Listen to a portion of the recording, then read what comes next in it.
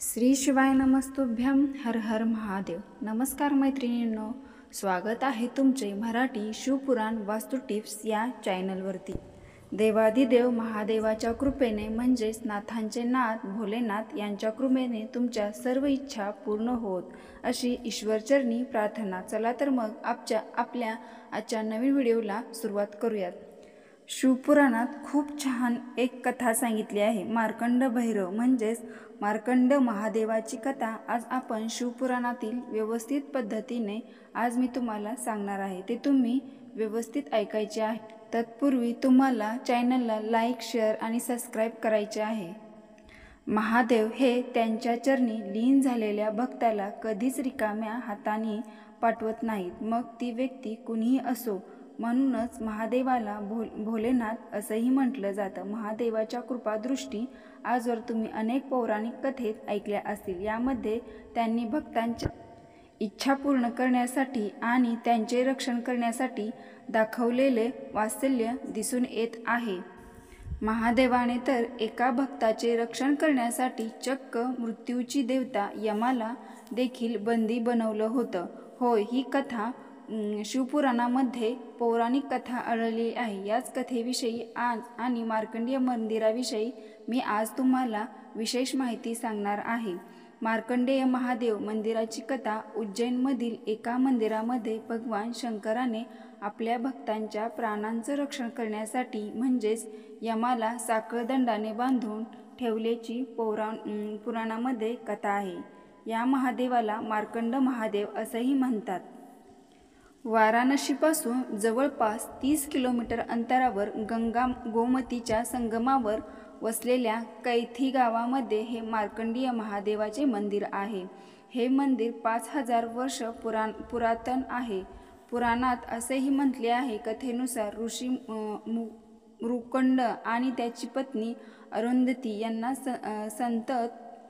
संतती नसल्याने ते कायम पुत्रप्राप्तीसाठी प्रार्थना करत।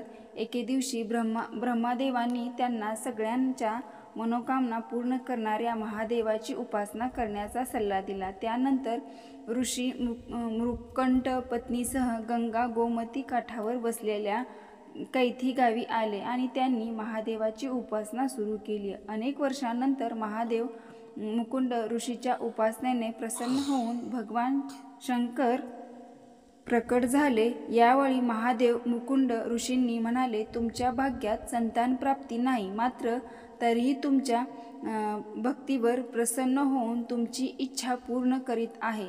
यावेळी महादेवाने मात्र त्यांना 2 पर्यायापैकी एकाची निवड करण्यास सांगितली।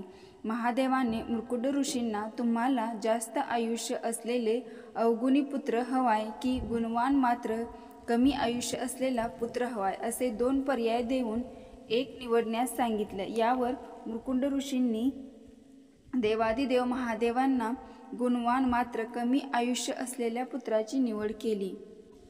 देवाधिदेव महादेवाच्या आशीर्वादाने मुकुंड ऋषीच्या पत्नी अरुंधती यांना पुत्रप्राप्ती झाली। त्यांचं नाव त्यांनी मार्कंडेय ठेवलं।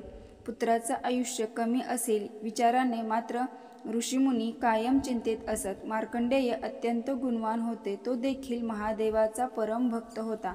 महादेवाची भक्ती करण्यात तो दिवस रात्र रमत असे। मार्कंडेयाने अनेकदा आपल्या आई वडिलांना चिंतेत पाहिलं होतं। एकदा हट्ट करून त्यांनी आई वडिलांना चिंतेचे कारण विचारलं, तेव्हा मुकुंड ऋषींनी त्याला त्यांच्या जन्माची कहाणी सांगितली। अल्प आयुष्याबद्दल कळताच मार्कंडेयाने देवाधिदेव महादेवाची दीर्घायुष्य लाभण्यासाठी अधिक उपासनेची सुरुवात केली। अनेक तास तर काही दिवसभर तो समाधी लावून बसे। महादेवाच्या क्रोधामुळे यमाची हार मार्कंडेय 12 वर्षाचा असताना त्याला नेण्यासाठी यमदूत आले, मात्र मार्कंडेयाने त्याच्यासोबत जाण्यास नकार दिला। त्यानंतर यम स्वतः मार्कंडेयाचे प्राण घेण्यासाठी अवतरला। यावेळी मार्कंडेय शिवलिंगासमोर बसून महादेवाचे स्मरण तप जाप करत लीन होते। यमाला पाहताच मार्कंडेयाने शिवलिंगाला कवटाळून धरलं। यावेळी यमाने मृत्यूचा फासा फेकला, जो थेट शिवलिंगाभोवती अडकला। यावर महादेव क्रोधित होऊन मार्कंडेयाचे प्राण वाचवण्यासाठी प्रकट झाले। त्यांनी यमाशी युद्ध केले त्याला साखळदंडाने बंदिस्त केले. देवादिदेव महादेवाने मार्कंडेयाला अमरत्वाचं वरदान दिले. तसंच यमाला तो मार्कंडेयाचे प्राण कधीच घेणार नाही, तो अमर राहील या अटीवर सोडून दिले.